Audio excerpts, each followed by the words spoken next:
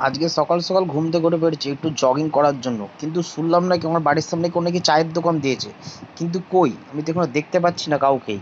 আমার বাড়ির সামনে তো পুরো ফাঁকা ফাঁকাই লাগছে। কিন্তু এই যে তো ঠিক না। আরে ছি ছি, এই তো, আরে এই তো ঝাটকা, পাতলু, ঘাসিজারাম আর চুইনগাম ভাই। আরে এরা এখানে চায়ের দোকান দিয়েছে, কিন্তু কার পারমিশনে চায়ের দোকান দিয়েছে? আমি থানায় যাচ্ছি, আমাকে এটা কমপ্লেন জানাতে হবে। তার কারণ আমার বাড়ির সামনে কোনো পারমিশন ছাড়াই চায়ের দোকান দিয়েছে, কোনো পারমিশন ছাড়া। এবার আমাকে এটা বলতে হবে থানায় গিয়ে। আরে স্যার, কেউ আছে? বড় স্যাররা তো কেউ নেই মনে হচ্ছে। ঠিক আছে, কোনো ব্যাপার না, আমি এনাকেই বলে যাচ্ছি। বলছি স্যার, আমার বাড়ির সামনে কেউ বা কারা চায়ের দোকান দিয়েছে, কিন্তু কোনো পারমিশন ছাড়াই।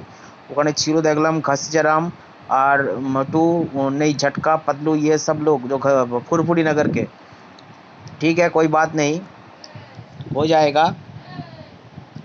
তো আমি যখন যাচ্ছি বাড়ি, দেখি আরে পুলিশ এসছে তো মনে হচ্ছে। পুলিশের, ঠিক আছে, পুলিশ এসছে। পুলিশের কাজ সব আরে ঠিক ঠিক।